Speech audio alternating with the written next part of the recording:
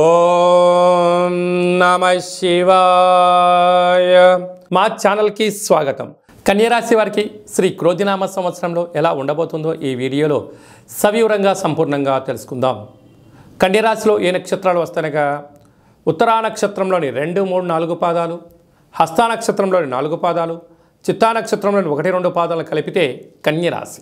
కన్యరాశి అధిపతి బుధుడు. ఈ సంవత్సరం వీరి యొక్క ఆదాయ వ్యయాన్ని మనం ఒకసారి పరిశీలించినట్లయితే ఆదాయం 5, వ్యయం 5 అంటే నష్టము రానటువంటి రాశులలో కన్యరాశి ఒకటే అని చెప్పి మీరు గుర్తుపెట్టుకోగలగాలి. అదే కాకుండా రాజ్యపూజ్యం 5, అవమానం 2. వృత్తులలో, ఉద్యోగాల్లో, వ్యాపారాల్లో ధర్మంగా, న్యాయంగా, ఆధ్యాత్మికంగా మీరు ఉండడం వలన అన్నింటా విజయం మీ సొంతం కాబోతుందని చెప్పి గమనించగలగాలి. ప్రధానంగా ఉత్తరా నక్షత్ర జాతకులు ఆగస్టు నుండి డిసెంబర్ వరకు మీ జన్మ నక్షత్రం రోజున అష్టమి, అమావాస్య, పూర్ణిమ సందర్భంగా దూర, వాయు, జల ప్రయాణాలు పెట్టుకోవద్దు. ముఖ్యమైన సభలు, సమావేశాలు వాయిదా వేసుకోవడం ఉత్తమోత్తంగా భావించగలగాలి.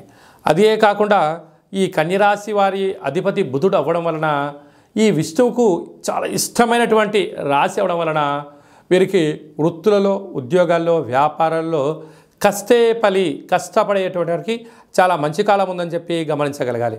కనుక ధర్మంగా, న్యాయంగా స్వయం వృత్తులు, సేవా రంగాలు, వ్యాపారస్తులు, హోటల్ వ్యాపారాలు, స్వయం వృత్తుల వాళ్ళు, ధార్మిక కార్యక్రమాలు ఆచరింపజేసేవారు, అగరబత్తులు, అలా ఫుడ్కు సంబంధించినటువంటి మ్యానుఫ్యాక్చరింగ్ యూనిట్స్ వారందరికీ చాలా మంచి కాలం ఉందని చెప్పి గమనించగలగాలి. కనుక వీరు వీలైనంత వరకు శక్తి కాళభైరవ స్వామిని స్మరించడం, ధ్యానించడం వలన కష్టాలు తొలగిపోయి ఐశ్వర్యానికి ఆనందం మీ సొంతం అవుతుంది. కనుక ఏదైనా తెలిస్తేనే చేయండి, తెలియలేదు తెలుసుకొని చేసే ప్రయత్నం చేయండి. దీనివల్ల సమయం, ధనం వృధా కాకుండా మనశ్శాంతి, ఆయురారోగ్యం మీ సొంతం అవుతుంది. కనుక శక్తి కాళభైరవ స్వామి యొక్క ఆనంద దీపాన్ని పూజా మందిరంలో పెట్టడం, గుమ్మం బయట శక్తి కాళభైరవ స్వామి యొక్క ముగ్గు పెట్టుకోవడం వలన నిత్యము ఐశ్వర్యానికి స్వాగతం పలుకుతారు అని చెప్పి గమనించాలి.